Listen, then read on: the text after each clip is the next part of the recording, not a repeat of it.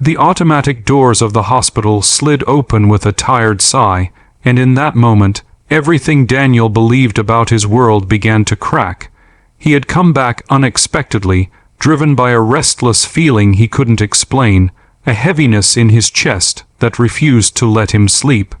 The smell of antiseptic, the low hum of machines, the echo of distant footsteps, all of it felt familiar, yet that night it carried something darker. As he walked down the dim corridor toward his mother's ward, he overheard something that made his blood run cold, something that would change the course of his life forever.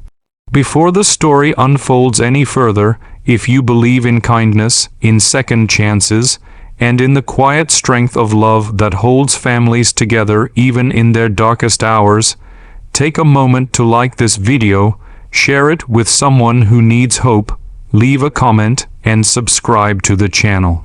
Your support helps these stories reach hearts that may be hurting in silence. Daniel had left the hospital earlier that evening with the careful confidence of a man trying to hold himself together. His mother, Amina, had been admitted 2 weeks ago after a sudden collapse at home. Years of untreated stress, poor nutrition, and a heart that had worked too hard for too long had finally caught up with her. Daniel had promised her he would be back early the next morning, but as he lay in his small apartment staring at the ceiling, unease gnawed at him. It wasn't fear exactly, but an instinct born from years of watching his mother suffer quietly, never asking for help, always saying she was fine, even when she clearly wasn't. That instinct dragged him out of bed and back into the night. Amina had raised Daniel alone after his father's death when Daniel was just 9. She worked endless hours as a seamstress, her fingers permanently marked by needles and thread, her eyes always tired but kind. Daniel grew up watching her sacrifice meals so he could eat, watching her smile through exhaustion so he wouldn't worry. When he earned a scholarship and later a decent job in the city, he promised himself that one day he would give her the life she deserved. But promises often get lost in deadlines, bills, and the illusion that there is always more time. The hospital corridor outside the nurse's station was quieter than usual. Daniel slowed his steps as he approached, not wanting to disturb anyone. That was when he heard voices, low and careless, floating from behind a half-open door. He hadn't meant to listen, but his name was mentioned, followed by his mother's, and his feet seemed to root themselves to the floor. What he overheard felt unreal, like words from a nightmare he couldn't wake up from. The voices spoke about his mother as a case, a burden, a problem that needed to be resolved quickly. There was talk of her age, her lack of comprehensive insurance, and how patients like her often didn't get priority. One voice mentioned that delaying certain tests or treatments wouldn't matter much in the long run. Another voice, colder than the rest, suggested that families like hers rarely noticed or complained. Daniel's heart pounded so loudly he was sure they could hear it. His hands trembled, and a sharp heat rushed through his veins. This wasn't just about bureaucracy or mistakes. It was about indifference, about a system that quietly decided whose life was worth fighting for. The realization hit him with crushing force.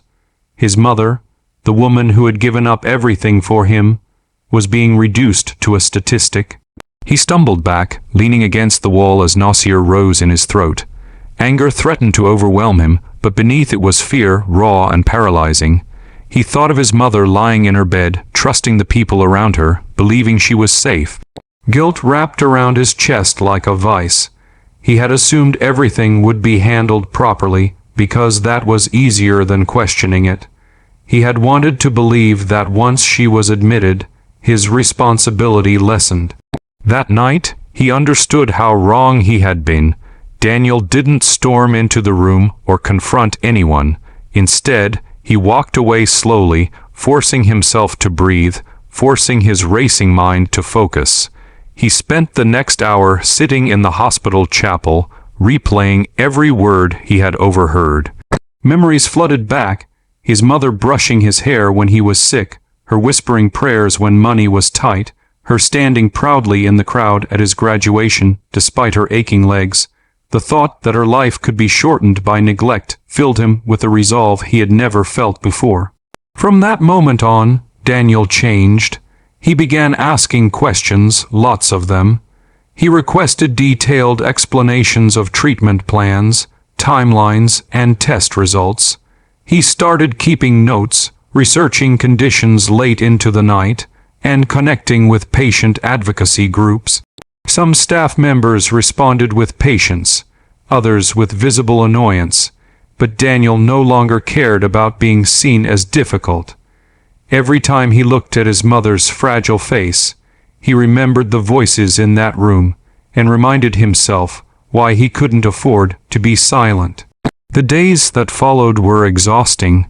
Daniel balanced work with hospital visits, often sleeping in waiting room chairs.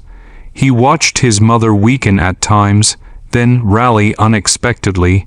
There were moments when hope flickered, and others when despair threatened to consume him. Through it all, Amina remained gentle and apologetic, worried she was becoming a burden. Each time she reached for his hand with trembling fingers, Daniel felt both love and heartbreak surge through him. Gradually, things began to shift. A new doctor joined the case, someone who actually looked Amina in the eyes and listened. Tests that had been delayed were finally scheduled. Adjustments to her medication brought small but meaningful improvements. Daniel couldn't prove that his vigilance was the sole reason, but deep down he knew his presence mattered. He was no longer just a visitor, he was a shield.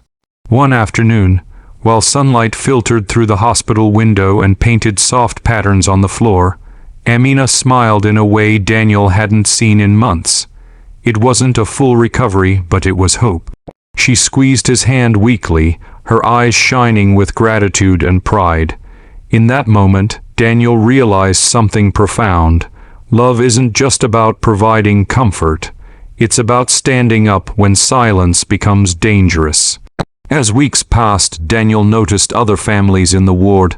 Tired faces, anxious eyes, people who didn't know how to question authority or felt too intimidated to try. He began sharing what he had learned, quietly guiding them on what to ask and where to seek help. Posting this story publicly helped shine light on what families face behind hospital doors. Just before we reach the end of this story, I want to ask you something special. If you're watching right now, please comment below with a simple heart or a prayer for all the mothers and caregivers who suffer in silence. Your comment may seem small, but it carries powerful energy and reminds others they are not alone. Amina eventually stabilized enough to be discharged, though her journey was far from over. The night Daniel brought her home, he felt a mix of relief and lingering fear. He knew the system hadn't magically changed, but he had.